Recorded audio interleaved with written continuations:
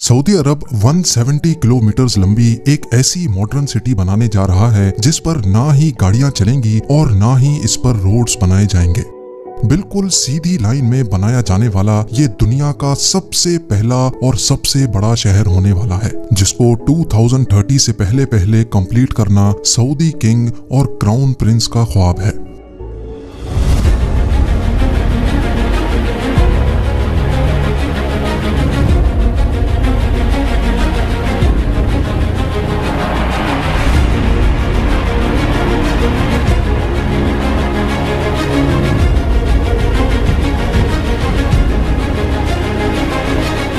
नाजरीन, Saudi royal family दुनिया की अमीर तरीन फैमिलीज में शुमार की जाती है। अमेरिकन बिजनेस मैगजीन फोर्ब्स और विकिपीडिया के मुताबिक सऊदी रॉयल फैमिली ना मिलियन ना बिलियन बल्कि 1.4 ट्रिलियन डॉलर्स की मालिक है। लोकल करेंसी में बात की जाए तो ये अमाउंट 1050 खरब रुपयों के बराबर बनता है। अगर अभी भी आपको समझने में मुश्किल हो रही है तो आइए इसको और ज्यादा आसान कर देते हैं। Jeff Bezos, Elon Musk, Bill Gates और मार्क जकरबर्ग के साथ साथ दुनिया के टॉप 17 बिलियनियर्स की दौलत को मिला भी लिया जाए तो फिर भी वो इस शाही खानदान की दौलत से मुकाबला नहीं कर पाएगी। सऊदी अरब के शाही खानदान की दौलत का ज्यादातर हिस्सा इनको यहाँ से निकलने वाले ऑयल की बदौलत मिला। ऑयल निकलने से पहले सऊदी अरब सिर्फ रिलीजियस टूरिज्म पर डिपेंडेंट था, लेकिन 1938 में पहली बार यहाँ ऑयल दरियाफ्त हुआ और देखते ही देखते पूरे सऊदी किंगडम का नक्शा ही बदल गया। आज सऊदी अमेरिका के बाद दुनिया का दूसरा बड़ा ऑयल प्रोड्यूसर है, जो सिर्फ एक दिन में 1 करोड़ से भी ज्यादा बैरल्स ऑयल प्रोड्यूस करके 85 कंट्रीज को सेल करता है।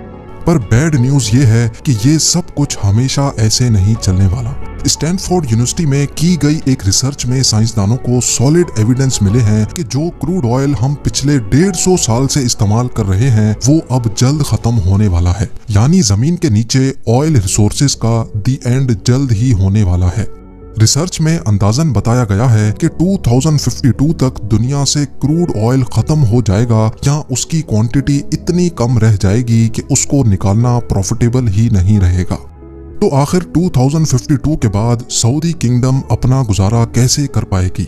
गुजारा तो शायद हो जाए, पर ये शहाना लाइफस्टाइल कैसे बरकरार रहेगा? क्राउन प्रिंस मोहम्मद बिन सलमान ने अभी से ही सऊदी किंगडम को ऑयल की डिपेंडेंसी से हटाने का काम शुरू कर दिया है। दुबई की तरह अब सऊदी अरब भी वेस्टर्न टूरिज्म को प्रमोट कर रहा है और उसके लिए जो सिटी बनाई जा रही है वो दुबई से भी काफी ज्यादा एडवांस्ड होगी। ये शहर दुनिया में मौजूद दूसरे शहरों से काफी ज्यादा मुख्तलिफ होगा, क्योंकि जहां दूसरी सिटीज सेंटर से स्टार्ट होकर आहिस्ता आहिस्ता बाहर की तरफ फैलती जाती हैं, वहीं ये सिटी एक स्ट्रेट लाइन में होगी और वो भी 170 किलोमीटर लंबी लाइन। بصفتي رئيس مجلس إدارة نيوم نقدم لكم ذا लाइन। ये लाइन सिटी जिसका नाम नियोम रखा गया है, ये सऊदी अरब की इकोनॉमी को डाइवर्सिफाई करने का सबसे पहला अमल है। मोहम्मद बिन सलमान, जो सऊदी किंग सलमान बिन अब्दुल अजीज के बेटे हैं और जो अनऑफिशियली पूरी कंट्री को चला भी रहे हैं, उनके मास्टर प्लान में 2030 तक सऊदी को ऑयल की डिपेंडेंसी से हटाना भी शामिल है। नियोम सऊदी अरब की तबूक प्रोविंस में बनाया जा रहा है, जहां पर गवर्नमेंट ने इस नई सिटी के लिए एक स्पेशल जोन अलॉट किया है। इसका एक साइड गल्फ ऑफ अकाबा और दूसरा साइड रेड सी को लगेगा, जबकि इसके साहिल से सिर्फ 5 किलोमीटर दूर इजिप्शियन सिटी शर्म अल शेख है, जो ऑलरेडी एक टूरिस्ट हॉट स्पॉट बन चुका है।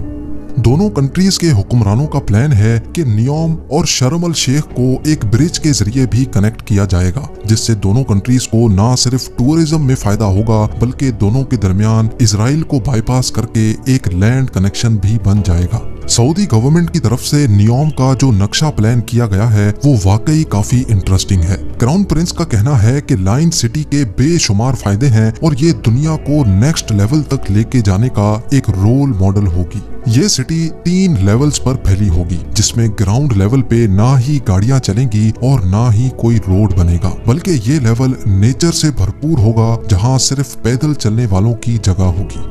दूसरे लेवल को सर्विस लेयर का नाम दिया गया है, जिसमें सारी कमर्शियल एक्टिविटी जैसा कि शॉप्स, ऑफिसेज और मॉल्स होंगे। इस लेवल पे रोड्स होंगे और गाड़ियां भी इसी लेवल पे चलेंगी। नियोम का तीसरा लेवल इस सिटी की बैकबोन साबित होगा, क्योंकि यहाँ ultra high speed transport system बनाया जाएगा जो लोगों को 170 किलोमीटर पर फैले शहर के एक कोने से दूसरे कोने तक सिर्फ और सिर्फ 20 मिनटों में पहुंचाने की काबिलियत रखेगा। नियोम दुनिया की बाकी सिटीज के मुकाबले में बिल्कुल डिफरेंट होगी, क्योंकि ये पूरी सिटी, इसमें मौजूद electrical system, transport system, industries, सब कुछ रिन्यूएबल एनर्जी के जरिए चलेगा। यानी जो ऑयल 2052 में खत्म होना है, नियोम के लिए वो 2030 में ही खत्म हो जाएगा।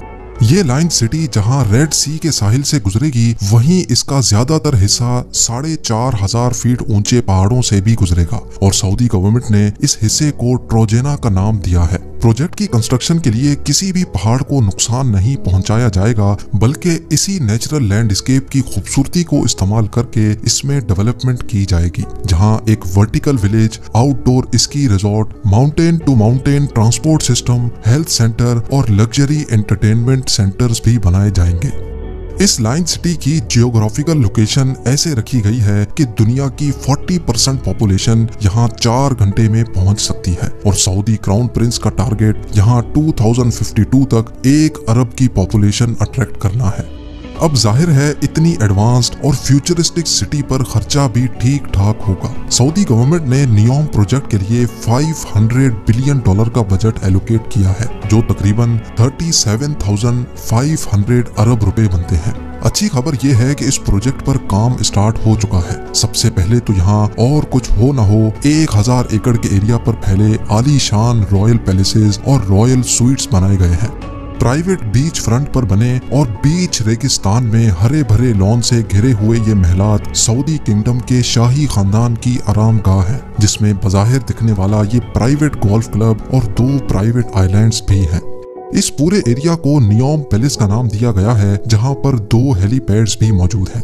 खैर वापस चलते हैं प्रोजेक्ट की तरफ। नियोम सिटी के लिए एक रीजनल एयरपोर्ट भी बनाया गया है, जो कि 2019 से फुली ऑपरेशनल है, लेकिन फिल वक्त ये यहाँ कंस्ट्रक्शन टीम और दूसरे स्टाफ को सऊदी कैपिटल रियाद से नियोम तक लाने के लिए इस्तेमाल होता है। सऊदी हुक्मरान जहां इस प्रोजेक्ट को लेकर बहुत सीरियस हैं, वहीं इनको बहुत सारे चैलेंजेस का सामना भी करना है। इनकी तरफ से ये दावा किया जा रहा है कि नियोम सिटी 100% रिन्यूएबल एनर्जी पर चलेगी। तो फिर सवाल ये है कि पीने का फ्रेश वाटर जो अभी फॉसल फ्यूल के जरिए सी वाटर को फिल्टर करके इकट्ठा किया जाता है, वो बगैर फ्यूल के कैसे मिलेगा? क्योंकि ये बात तो हम सबको मालूम है कि सऊदी अरेबिया में फ्रेश वाटर की कोई एक भी रिवर नहीं है। 1 अरब लोगों के लिए इलेक्ट्रिकल अप्लायंसेज 100% रिन्यूएबल एनर्जी पर ऑपरेट करने के लिए क्या कुछ करना पड़ेगा, और ग्रीन एनर्जी से चलने वाली अंडरग्राउंड हाई स्पीड ट्रेन्स इतना जल्दी कैसे तैयार हो पाएंगी? इन सब सवालों के जवाब बहुत सिंपल है। नियोम में फ्रेश वाटर जनरेट करने के लिए एक नया मेथड अप्लाई किया जाएगा। गिलास से बना एक बहुत बड़ा ग्लोब तैयार किया जा रहा है, जिसको सी वाटर से भरा जाएगा। सोलर मिरर्स के जरिए ग्लास ग्लोब को गर्म किया जाएगा और जब अंदर का पानी गर्म होकर स्टीम और फिर वाटर वेपर में कन्वर्ट होगा तो उसको पाइप्स के जरिए बाहर निकाल लिया जाएगा। नियोम के वाटर सेक्टर के सीईओ का मानना है कि इस तरीके से हर रोज 5 करोड़ लीटर फ्रेश वाटर बनाया जा सकेगा। रिवर्स ऑस्मोसिस और डीसैलिनेशन जैसी मौजूदा टेक्नोलॉजीज के जरिए फ्रेश वाटर बनाने की कॉस्ट जहां 1000 लीटर पर $1 बनती है, वहीं ये कॉस्ट सोलर डूम में 62% तक कम होकर सिर्फ 38 सेंट्स यानी 28 रुपए रह जाएगी। अब बात करते हैं एनर्जी सेक्टर की। इस फ्यूचर मेगा सिटी की इलेक्ट्रिसिटी डिमांड्स पूरी करने के लिए 100% रिन्यूएबल सोर्स को इस्तेमाल किया जाएगा। सऊदी अरब की लोकेशन के हिसाब से यहाँ ज्यादातर गर्मी रहती है और गर्म इलाकों में विंड कंडीशंस ज्यादा बेहतर होती हैं। इसीलिए विंड टर्बाइंस और सोलर की मदद से नियोम पर ऐसे प्लांट लगाए जाएंगे जो पानी और हवा को इलेक्ट्रोकेमिकल सेल के जरिए ग्रीन अमोनिया में कन्वर्ट करेंगे, जो कि एक बहुत इफेक्टिव फ्यूल है। नॉर्मल फ्यूल को जब बर्न किया जाता है तो ऐसी गैसेस प्रोड्यूस होती हैं जो पॉल्यूशन का बायस बनती हैं। लेकिन ग्रीन अमोनिया या ग्रीन हाइड्रोजन 100% रिन्यूएबल एनर्जी से बनाया जाता है, इसी वजह से इसके बर्न होने पर नुकसानदेह गैसेस प्रोड्यूस नहीं होती। फॉसिल फ्यूल की तरह ग्रीन अमोनिया को ट्रांसपोर्ट और स्टोर करना भी काफी आसान होता है। अब आ जाते हैं सबसे मेन सवाल पर, यानी अल्ट्रा हाई स्पीड ट्रेन्स, जो दुनिया में पहली बार प्रैक्टिकली नियोम में इस्तेमाल होंगी। ये high speed trains 482 kilometre per hour से ट्रेवल करके सिर्फ 20 मिनटों के अंदर अंदर लाइन सिटी के एक कोने से दूसरे कोने तक पहुंचा सकेंगी। ये ट्रेन जिस टनल में चलेगी वहां हैवी मैग्नेट्स लगे होंगे जो ग्रीन इलेक्ट्रिसिटी की मदद से ट्रेन को पुश या स्टॉप कर सकेंगे। साथ ही साथ ट्रेन स्टार्ट में तो व्हील पर चलेगी, लेकिन स्पीड अप होने के बाद इसके व्हील्स जमीन से 4 इंच ऊपर उठ जाएंगे और मैग्नेटिक फोर्स पर तैरती हुई ट्रेन सेम इलेक्ट्रिसिटी कंजम्पशन में ज्यादा फास्ट चल सकेगी। इस सिटी का डिजाइन बिल्कुल स्ट्रेट लाइन भी इसी वजह से रखा गया है ताकि अल्ट्रा हाई स्पीड ट्रेन को सफर के दौरान टर्न्स की वजह से स्लो ना होना पड़े।